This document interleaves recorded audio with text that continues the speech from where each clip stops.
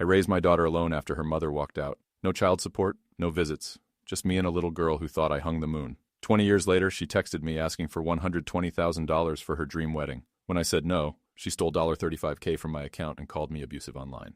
What came next didn't just break my heart. It rewrote who I thought I was as a father. I was in the kitchen that morning, trying to fix the old toaster again. The same one I'd had since Emma was in pigtails and climbing on counters. One of those chores you put off until there's nothing else to distract you. The screws wouldn't catch right, and I was balancing it on my knee when my phone buzzed on the table. I wiped my hands and picked it up. A message from Lily. Just her name alone could still pull a smile out of me, even after everything. My girl. It read, "Hey Dad, big news. I'm getting married this fall. But I need to ask you something important. Can we talk soon?" For a second I just stared. She was getting married. I sat back, a little stunned. Mouth tilted into something between a grin and a grimace. I could still see her in that pink helmet the day I let go of the back of her bike, and she rode off down the sidewalk screaming, "Don't let go!" I let go anyway. She didn't fall. She never did. I felt this soft surge of pride bloom up in my chest. My daughter, 25 now, making her way through the world. But then came the second message. Would you be able to help with the wedding costs? It's going to be a big one, around $120,000. I was hoping you could cover it. That part landed like cold water in my lap. I didn't answer right away. I made coffee instead. Same mug I've used since she was born, a little chipped on the handle. I sipped slowly, staring out the window while the toaster sat forgotten on the counter. She hadn't called, just texted. That's how the hard things come now, I guess. Through a screen. I waited until lunch to respond. "We should talk," I typed. She replied immediately. That alone told me everything. She knew I'd say no, but she also knew how to try and make me say yes. We talked that night. She was glowing, excited, fast-talking, full of Pinterest boards and vineyard venues. I listened. I really did. I let her finish before I told her, gently but firmly, that I wouldn't spend that kind of money on a party.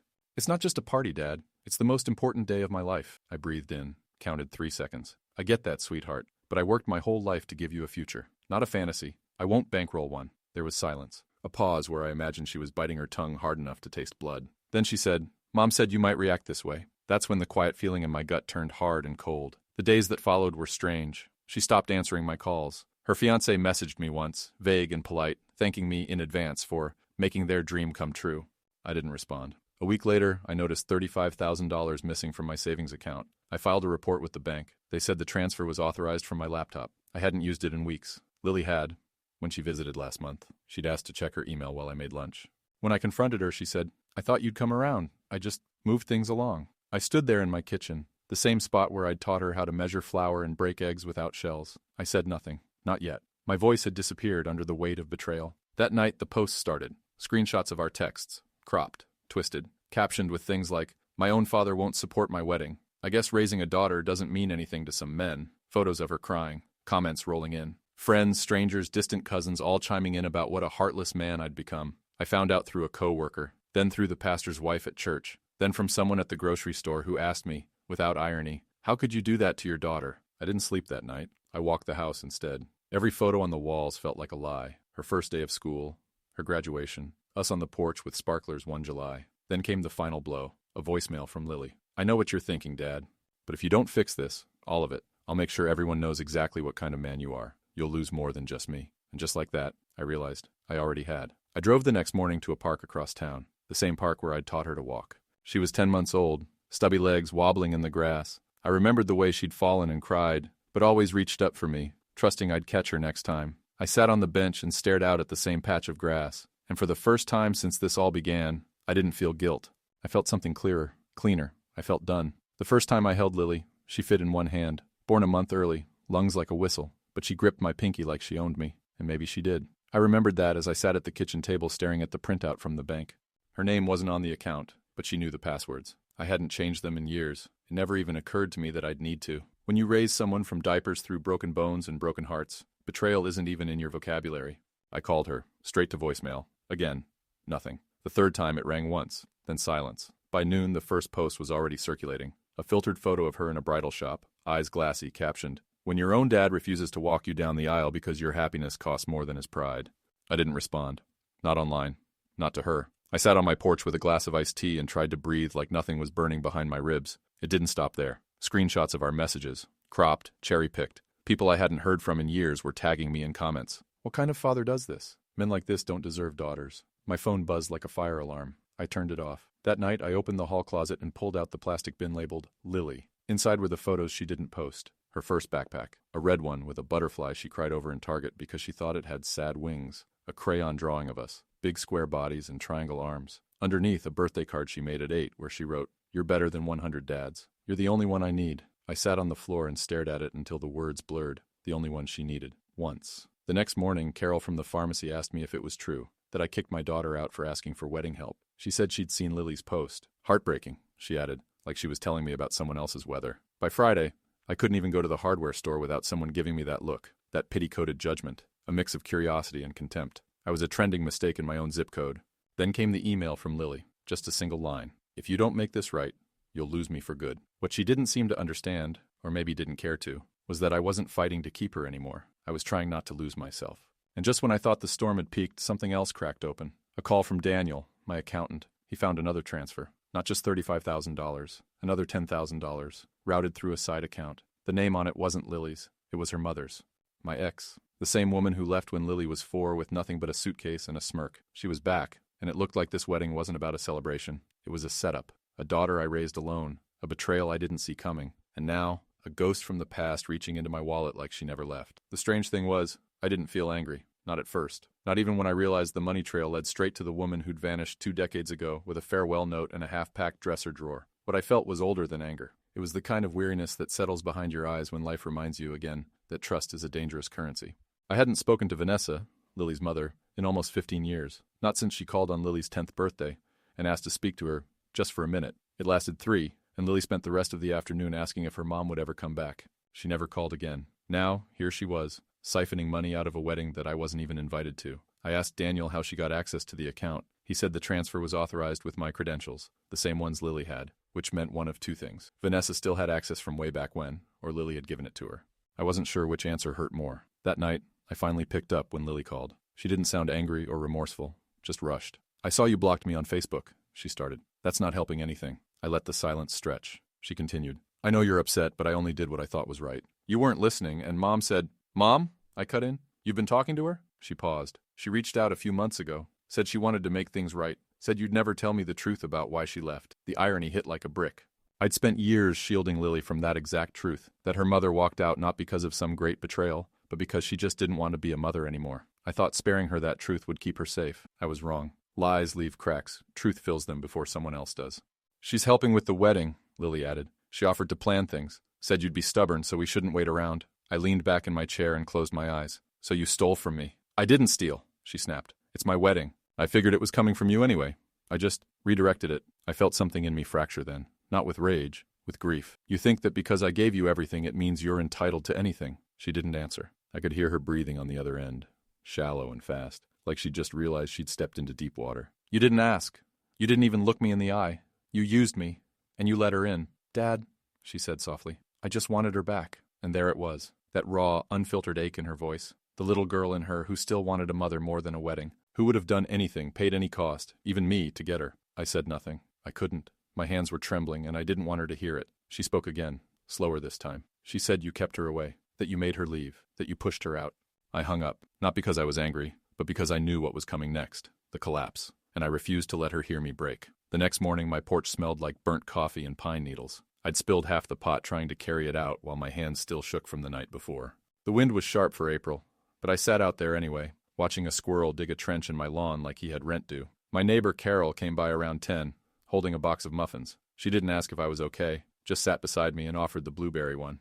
"I saw the post," she said after a while without looking at me. I nodded. No use pretending. "She says you disowned her," Carol continued, "that she had to go to her mom because you emotionally abandoned her." The words didn't sting anymore. They just felt scripted, like something her mother would say, passed down like a bad family recipe. I hadn't responded to any of it. Not the comments, not the messages, not the photos of her smiling beside Vanessa like they'd never missed a beat. But the worst was the one where she captioned a picture of the two of them, back with the woman who always believed in me. That one nearly brought me to my knees. After Carol left, I went back inside and opened the old photo albums. Not the digital ones, the real ones, the kind that smell like attic dust and dried glue. There she was at 5, standing on a stool next to me, pouring pancake batter while wearing oven mitts up to her elbows. 9, holding up her first science fair ribbon with a gap-toothed grin. 12, arms wrapped around my neck at her middle school graduation, a note in her handwriting tucked behind the photo. "Couldn't have done it without you, Daddy." I took out one picture and placed it face down.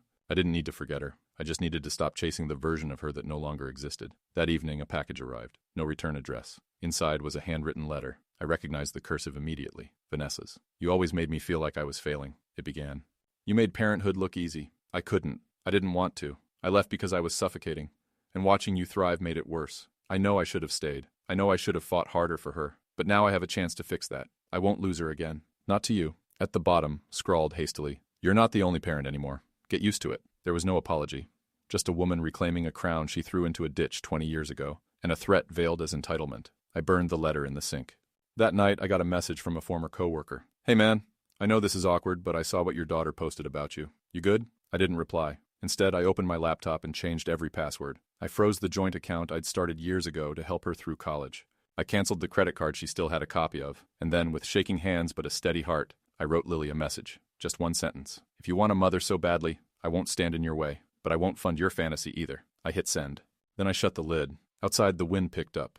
Cold, honest, cleansing. 3 days. That's how long it took for the silence to break. I was refilling birdseed in the backyard when my phone buzzed with a message so absurd I read it twice before I could react. It was from Lily's fiancé, a man I'd met exactly once over a strained dinner where he called me sir.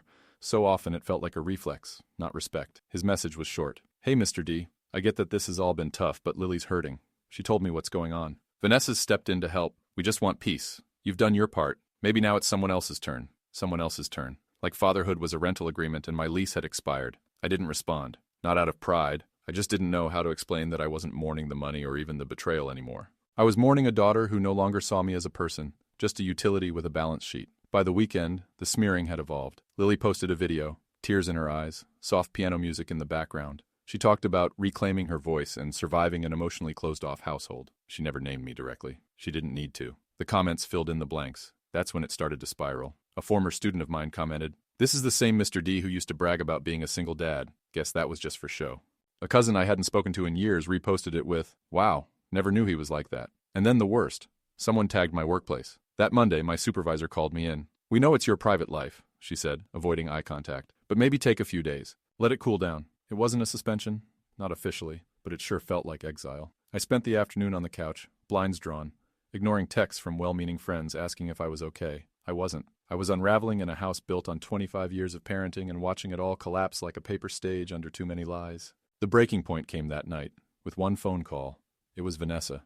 She didn't say hello, didn't ask if it was a good time. "You humiliated her," she said flatly. "She's my daughter too, and you've poisoned her against me for years. Well, I'm undoing that now." "She came to me," I said. "I didn't seek this mess." "She came to you because she needed money," Vanessa snapped.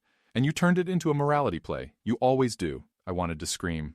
I wanted to list every birthday she'd missed, every night Lily cried asking if her mother loved her, but I didn't. Instead, I asked, "Did you take her money?" Silence. Then, "She gave it to me. She trusts me." I laughed. A raw, bitter thing that surprised even me. "She won't," I said. "Not when you vanish again. Don't project your insecurities on me," she spat. "Just because you don't know how to let go." The call ended there. No goodbye. Just that familiar sound of disconnection. A sound I'd lived through once already, when she walked out and never looked back. But this time, I wasn't the one being left. I was the one letting go. I didn't expect the call from the bank. It came mid-morning, while I was making eggs. The kind Lily used to call sunny eyes. The woman on the other end was polite, professional. Said there had been suspicious activity tied to Lily's credit line, the one I co-signed back when she was starting grad school. I'd forgotten it even existed. She'd never used it, not once, until now. 3 charges. $4,900 to a bridal boutique in Napa, $7,100 to a boutique travel agency, $3,250 to a custom gown designer in New York, each marked rush priority. The representative asked if I wanted to freeze the card. I said yes. Then I sat down at the table and stared at the eggs until the yolks dulled. It wasn't just theft anymore. It was arrogance. She assumed I wouldn't notice, or worse, that if I did, I wouldn't act. That night, I got another message from Lily. Long, no punctuation. One endless stream of emotion and accusation. "I can't believe you froze the card after everything I've been through. I needed that money for final touches and now I'm screwed and Mom is furious and I can't believe you'd humiliate me like this in front of everyone and you promised you'd always support me." Well, this is me needing support. No apology. No acknowledgement. Just rage dressed up as victimhood. I didn't reply. But something in me shifted. I pulled out the folder I'd labeled for later, the one that held my will, the trust fund paperwork, emergency contacts. I updated the beneficiary forms, removed her from 2 accounts, reassigned the house deed to a living trust, locked tight with contingencies, not because I wanted to punish her, but because I had to stop pretending she was still the girl who used to ask me if birds ever got tired of flying. She wasn't that girl anymore. That week, I walked into town and stopped at the cafe near the post office, the one we used to visit every Sunday after church, where the barista still remembered Lily's order, chai with oat milk, extra hot. He asked how she was doing. I said, planning a wedding. He smiled. Bet you're proud? I nodded. Didn't trust myself to say anything else. Later, I checked her social media. I shouldn't have, but I did. A new post. Vanessa standing beside Lily, both holding champagne flutes. The caption, when the people who really love you show up. The comment section was a landfill of validation. Heart emojis. You deserve the world. Someone called me a patriarchal narcissist. Another said they'd donate to a GoFundMe if she started one. That's when I knew she wasn't just borrowing her mother's playbook. She was rewriting the script. But the part that gutted me wasn't the post. It was a small, blurry figure in the background. Lily's half-sister. Vanessa had another child, something I hadn't known until now. Maybe 5 or 6 years old. A little girl with curly hair and a red dress. Lily was holding her hand. And for the first time since this all began, I didn't feel betrayed. I felt replaced. Whatever hole her mother had left, Lily had filled it. With borrowed family, borrowed money, borrowed stories. But none of it would last. And deep down, I think she knew it too. I didn't hear from her for almost a week. It was the quiet that gets under your skin. Not peace, but a silence that hums with something waiting to break. I busied myself with things I used to enjoy. Trimmed the hedges, fixed the drip under the sink, read a book that had been gathering dust for 2 years. But everything felt muted, like I was walking through my own life wearing someone else's shoes. Then, on a Thursday afternoon, I got a call from Alan. An old friend used to work with me back when I was still teaching full-time. His voice was hesitant. You okay? He asked. I told him I was fine. He hesitated. It's just, there's a thread going around. Twitter, TikTok. She posted screenshots, bank statements. Said you were controlling her finances to punish her for choosing her mother. That got my attention. He sent me the link. It was all there. The narrative fully constructed now. According to her, I'd financially trapped her, used my role as her sole provider to make her dependent, and then withdrew support as revenge. She left out the part where she stole from me, where her mother funneled money behind my back, where I paid for everything from her braces to her broken-down car without complaint. I stared at the screen, scrolling through hundreds of comments. Classic narcissist father. She should cut him off forever. The fact that she even tried to reconcile and he used money as leverage? Disgusting. She had become a cause, a character, a martyr in someone else's fable. And the worst part? She believed it. I didn't eat that night. Just sat at the kitchen table in the dark with the letter she wrote me at 17 folded in my hand. You're the reason I believe in good men. I ran my thumb over the creases until the paper started to tear. The next day I called my lawyer. I told him to draft a formal cease and desist. I wanted her to take down the posts, the videos, the screenshots. All of it. He asked if I wanted to sue. I said no. I wasn't looking for revenge, just distance. But the letter was sent. 2 days later, Lily showed up at my door. No call, no warning. Just her on the porch in jeans and a sweatshirt, looking 10 years younger and a lifetime further away. I opened the door, but I didn't invite her in. She held the letter in one hand, eyes red. You're threatening me now? I'm asking you to stop, I said. That's not the same thing. She stepped back like I'd slapped her. I never thought you'd turn on me like this, she said. I never thought you'd sell our history for attention, I replied. For a second, the mask slipped. She looked like my daughter again, the one who used to climb into my lap with scraped knees and big questions. Mom took the money, she said, her voice cracking. All of it. I didn't move. She said it was for the venue deposit. Then she disappeared. Her phone's off. I went by her apartment. She's gone. And just like that, the house of cards collapsed. She started crying real this time. No camera, no captions, no audience. Just a girl who gave everything to a ghost and watched her vanish again. I trusted her, she whispered. I nodded. So did I. We stood there in the quiet, the porch light buzzing faintly overhead. I didn't hug her. I didn't slam the door. I just said, now you know. Then I stepped back inside and left her standing there. Because some lessons have to echo, and some fathers finally choose themselves. I didn't expect her to stay, but she did. Sat on the porch steps for almost an hour after I closed the door. I watched through the window, not because I didn't care, but because I finally understood something I hadn't before. Her pain wasn't mine to solve anymore. It had taken too much, and left me with too little. When she finally left, she didn't knock again. No more begging, no more demands. Just stood up slow, shoulders slumped like someone twice her age, and walked to her car. I watched the taillights disappear down the street. Then I locked the door, not out of fear, out of clarity. That night I pulled the box down from the closet, the one with the last things Vanessa ever left behind. A scarf, a dried-out lipstick, an unopened letter addressed to Lily, postmarked 5 years ago but never mailed. I'd kept it sealed all these years, unsure if it was mine to open. But now, I slit the envelope carefully and read it. Sweetheart, I know I left in a way that hurt. I wasn't strong enough to stay, but that doesn't mean I didn't love you. Your father made it hard. He was always watching, always judging. I needed to be free of that, and I hope someday you'll understand. It wasn't love. It was justification wrapped in sentiment. A story she wrote to keep herself from drowning in guilt. I sat with the letter in my lap and realized she had played both of us, lied to Lily to rewrite history, lied to herself to soften the edges. And Lily, poor, angry, abandoned Lily, had clung to those lies because they gave her something I never could, an excuse. She'd always needed one. For the mother who left. For the father who stayed but wasn't flashy. For the gap between what she had and what she thought she deserved. And Vanessa gave it to her, dressed in silk, painted in poetry. By morning, the posts were gone. No apology, no public reversal, just vanished. Like a stage set struck after closing night. I got a short email. I took them down. You don't have to send anything else. It wasn't contrition, it was retreat, and that was fine. That week, I returned to work. No questions. Just handshakes, nods, and one quiet "glad you're back" from a colleague who'd always minded her own business. Life didn't return to normal. It became something new, something leaner, quieter, but mine. Then, on Saturday, I went back to the park. The one where she learned to ride her bike. The same cracked path, same crooked bench where I'd once bribed her with ice cream if she made it to the tree and back without falling. I sat there for a long time, watching kids stumble forward, their parents jogging behind them, half afraid, half proud.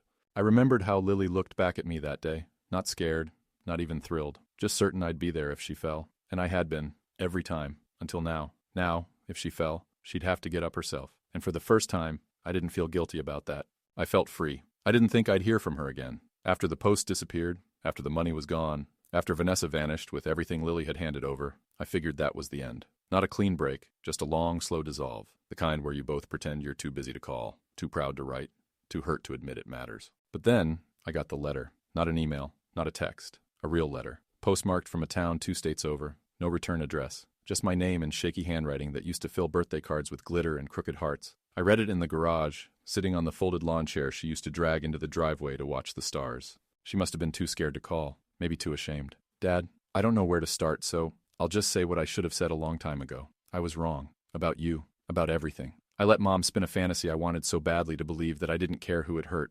I needed her to be good so I wouldn't feel broken. But I think I broke things worse by trying to make that true. I paused there, let the paper drop into my lap. She'd written in pencil, smudges everywhere, like she'd erased whole paragraphs before landing on ones she could live with. I don't expect forgiveness. I don't even know if I'd forgive me. But I'm trying to start over. Not with her. She's gone, and I see now she always would have been. But with myself. And maybe, someday, with you. There was no ending. Just a final line that felt more like a question than a statement. I'm sorry I forgot who held the seat of my bike and never let go. I sat there a long time. The garage was cool. Dust motes swirling in the sunlight slanting through the cracked window. Outside, the world was loud. Lawnmowers, barking dogs, someone's music too high. But inside, it was still. Like the part of me that had been clenching for months finally loosened its grip. I didn't cry. I didn't crumble. I just felt relief. Not because it fixed anything, but because it meant I wasn't crazy. I hadn't imagined the years I spent holding that bike. The late nights, the scraped knees, the whispered thank yous she mumbled half asleep after nightmares. They were real, and now she knew that too.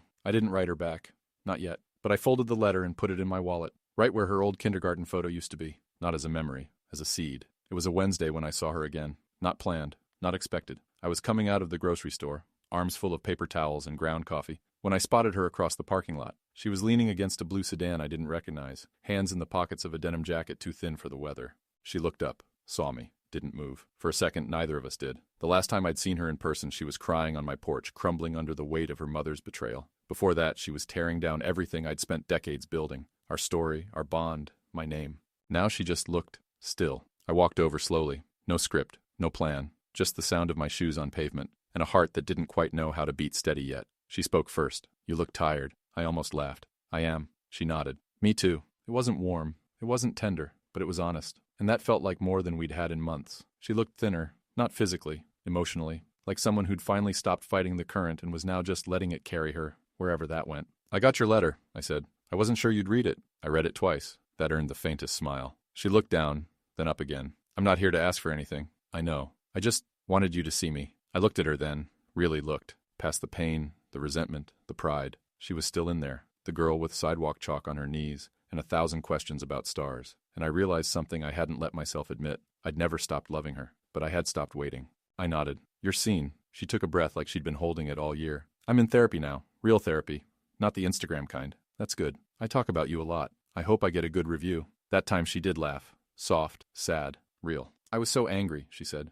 At you, at her, at everything. I thought if I just rewrote the story, it wouldn't hurt as much. I know, I said. I don't want to rewrite it anymore. I just want to live with what's true. We stood there for another minute, two people trying to measure the weight of years lost and see if what remained was worth lifting.